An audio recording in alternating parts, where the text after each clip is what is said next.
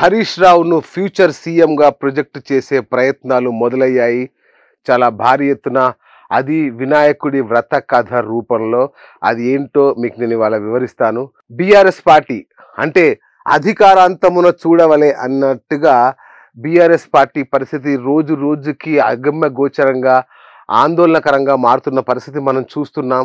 Assembly ఎన్నికల్లో త్రుటిలో అధికారాన్ని కోల్పోయిన బీఆర్ఎస్ పార్టీ ఆ తర్వాత పార్లమెంట్ ఎన్నికల్లో మాత్రం చాలా నిరాశాజనకమైన ఫలితాలను ఇవ్వడంతో ఒక రకంగా శ్రేణులు అయోమయంలో పడ్డాయి. ఆ తర్వాత జరిగిన పరిణామాలన్నీ మీకు తెలుసు. కేసీఆర్కి అనారోగ్యం, ఆ తర్వాత వరుసగా అంటే కేసీఆర్ గారు జనంలోకి రాకపోవడం కావచ్చు, కవిత జైలు జీవితం కావచ్చు, ఇటువైపు బీజేపీతో బీఆర్ఎస్ విలీనం కాబోతుందని సాక్షాత్తు సీఎం రేవంత్ రెడ్డి లాంటి వాళ్ళు కూడా ఢిల్లీ వేదికగా ప్రకటించడం లాంటివి. ఆ తర్వాత మనీష్ సిసోడి లాంటి పెద్ద పెద్ద వాళ్ళకు కూడా రాని బెయిల్ కవితకు రావడం, అది కూడా కేటీఆర్ ఢిల్లీ పర్యటనలు మొదలైన తర్వాత వెంటనే రావడం లాంటి పరిణామాలతో బీఆర్ఎస్ బీజేపీ ఇక కలిసి తిరగడమో లేదా కలిసిపోవడమే జరగబోతుంది అనే ఒక రకమైన ప్రచారం జనంలో కలగడం అయితేనేమి, ఇప్పుడు కూడా వరదలు వస్తే గత 4 రోజులుగా రాష్ట్రం అతలాకుతలం అవుతుంటే కేసీఆర్ బయటకు రాకపోవడం కావచ్చు, లేదంటే కేటీఆర్ లండన్ పర్యటనలో ఉండడం కావచ్చు, అది అధికార పక్షానికి బాగా విమర్శనాస్త్రాలుగా మారిన పరిస్థితి. మరి ఈ నేపథ్యంలో హరీష్ రావు ఒక్కడే క్షేత్రస్థాయిలో పర్యటిస్తున్నారు, క్షేత్రస్థాయిలో జనంతో మమేకమై తిరుగుతున్నారు. సరే, ఇదంతా సినారియో మీకు ఎందుకు చెప్తున్నాను అంటే, ఇవాళ నా చేతిలోకి వినాయక వ్రతకల్పం పుస్తకం వచ్చింది. ఇది ప్రతి సంవత్సరం వస్తుంది నా దగ్గరికి, కానీ ఈసారి వచ్చిన వ్రతకల్పంలో చాలా విశేషాలు ఉన్నాయి. ప్రతిసారి వచ్చే వ్రతకల్పంలో మన హరీష్ అన్న మన సిద్దిపేట అని ఉండేది. ఆ పుస్తకాలు కేవలం సిద్దిపేట వరకు మాత్రమే పంపిణీ జరిగేది. కానీ మొదటిసారి మన హరీష్ అన్న మన తెలంగాణ, ఇక్కడ చూడండి, ఇది పుస్తకం. పుస్తకం కవర్ పేజీ ఇది. ఓన్లీ హరీష్ రావు పెద్ద ఫోటో, మన హరీష్ అన్న మన తెలంగాణ. ఇక్కడ చిన్నగా కనబడినట్టు కేసీఆర్ బొమ్మ. గతంలో దీని మీద కేటీఆర్ బొమ్మ కూడా ఉండేది, అందరి బొమ్మలు ఉండేవి. చిన్నగా హరీష్ రావు ఫోటో కూడా ఉండేది పుస్తకం మీద.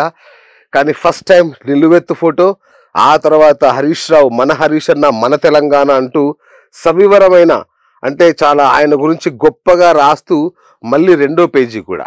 ఇది ఒక్కటే కాదు, ఈ వ్రతకల్పం తర్వాత కూడా మీరు చూస్తే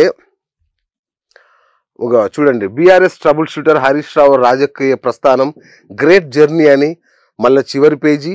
ఆ తర్వాత హరీష్ అన్న చేసిన ప్రసంగాలు లేదంటే ఆయన కార్యక్రమాలకు సంబంధించి ఫోటోలు కూడా ఈ పుస్తకం మీద ముద్రించారు. అంటే పూర్తిగా ఫస్ట్ టైం బీఆర్ఎస్ పార్టీ కాకుండా కేవలం హరీష్ రావు సెంట్రిక్ గా ఈ పుస్తకాలు.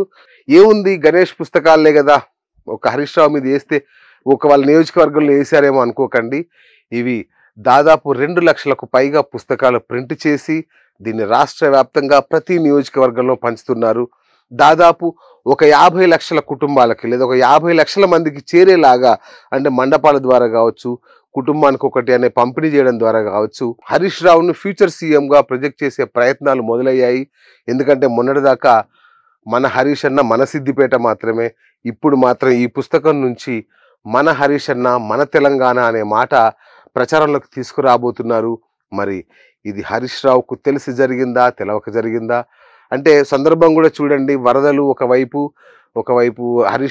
కేటీఆర్ లేడు, కేసీఆర్ గారు మౌనంగా ఉన్న పరిస్థితి, ఎవరు యాక్టివ్గా లేని పరిస్థితుల్లో ఈ ప్రచారం మొదలవ్వడం అనేది అనేక సంక్షోభాలతో కొట్టుమిట్టాడుతున్న బీఆర్ఎస్లో ఇది అతిపెద్ద సంక్షోభంగా చూడొచ్చు. ఎందుకంటే హరీష్ అనేవాడే బీఆర్ఎస్ పార్టీలో ఒక ప్రజానాయకుడిగా మొదటి నుంచి కూడా ప్రజల మన్ననలు అందుకుంటున్న వ్యక్తి. మరి అలాంటి వ్యక్తి చేజారిపోతున్నాడా, లేదంటే బీజేపీ ఏమైనా అతన్ని లాక్కునే ప్రయత్నం చేస్తుందా, పార్టీ నుంచి విడిపోతాడా? మొత్తం మీద ఏదో జరుగుతోంది బీఆర్ఎస్ పార్టీలో.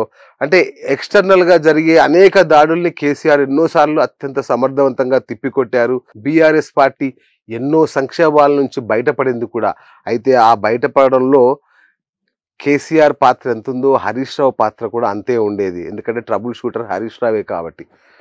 మరి ఇప్పుడు హరీష్ రావే లేకపోతే, హరీష్ రావే ట్రబుల్గా మారితే ఏం జరుగుతుంది, ఏం జరగబోతుంది అనేది ఇక మనం తెర మీద చూడాల్సిందే. ఇది ఇవాళే వచ్చిన పుస్తకం. సో ఇక ముందు రాజకీయం మరింత వేడివాడిగా ఉండబోతుందనేది మాత్రం కాదనలేని సత్యం.